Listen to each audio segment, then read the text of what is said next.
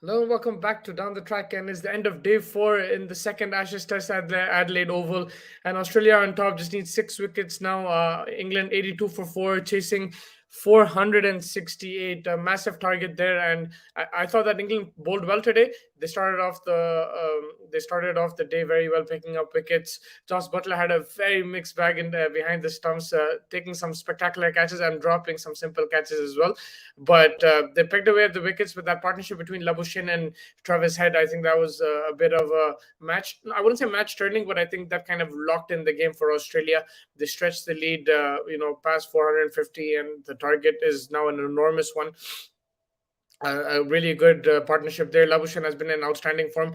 He's got luck on the way, but he's capitalized and he's left the ball well as well and played the shots when needed. Travis Head has been outstanding in this series. That first 100 in the first Test match, and then now that 50 again, counter-attacking 50. He got off just 48 or 49 deliveries. He batted really well. Looked to score runs. Looked to attack the English bowlers, and he's playing that kind of knock which was missing in the last tour when India came. He's playing counter-attacking cricket. He's piling the runs, making sure that Australia, get as many runs as possible, and he's playing very confidently.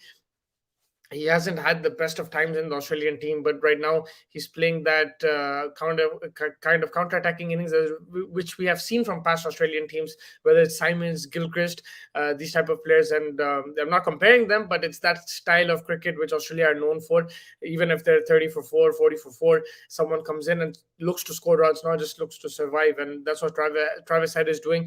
We saw, Alex Carey play good innings in the first innings, but the second innings, Travis Head really set the platform for Australia, and they are on their way to another Test victory because with the ball again, wickets, were tumbling for England. Rory Burns a bit better in this innings. He scored 34 of 95 deliveries, but then Richardson got him, not Mitchell Stark. Asim Amir got out for a duck. David Milan was looking good, but a drop chance. Nathan Lyon almost picking him up, and then Michael Nesser get him out. Then the next over, Joe Root on the last ball of the day. Well, there was another over to go, but because he got out on that ball, it was the last ball of the day.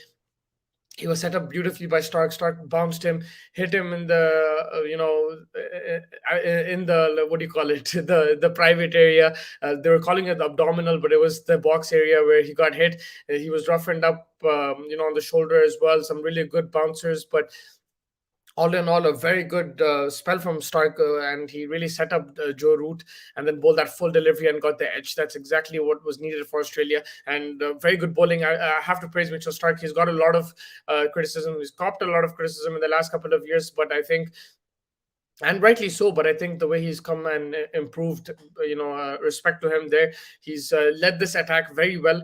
There's no Pat Cummins, there's no Josh Hazelwood, but the way he's guided the youngsters, whether it's Michael Nesser or Jai Richardson, he's guided them. They've also picked up because they've supported him as well, and it's been a very good bowling display. I think, to be honest, I would have kept England favourites in this Test match just because of the personnel missing for Australia. Their captain, their best bowler Cummins, Hazelwood was a top-notch bowler as well, but England have not capitalized at all.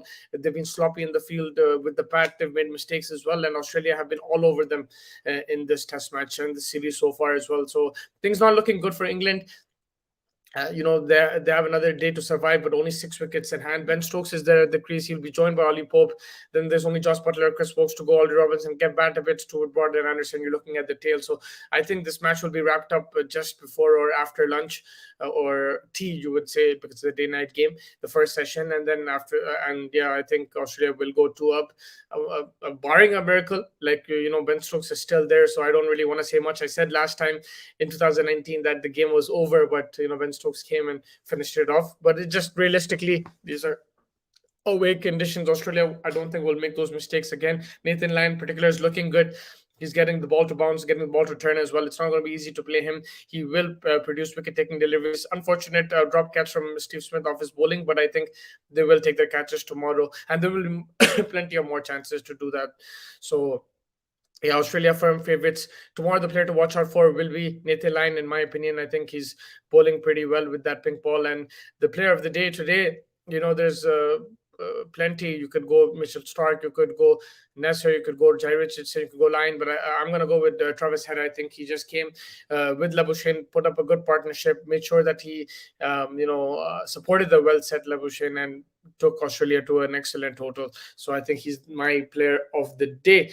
And my prediction, like I said, tomorrow is Australia to win it, probably either the end of the first session or the beginning of the second. But I think they will win this game comfortably, barring any rain or anything like that.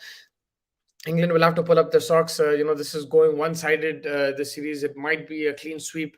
It might be 5-0 if it continues to go like this. They have to really up their game because this was the perfect time. Australia were missing some key players, and if England have their own injuries, they're going to suffer even more. So I think with a fit England team, they should have done much better. They should have fought it out, and unfortunately, they're batting first or they're bowling first. It doesn't really matter. They're losing games, and that's worrying signs. Fine if you lost a game after losing the toss, okay, but you won the toss in that last game and you still lost. So it takes a lot of confidence out of you as a team. They have to regroup. They're on a long tour over here. It's not going to be easy. Australia is a very hostile place to go. There is a way to win it. You have to see off the new ball with the bat. With the ball, you have to be consistent in your lines and lengths. You have to attack the batsman, and you will get chances. You have to take those chances. I think that's what England have not done. You have to take the chances, and they haven't done that.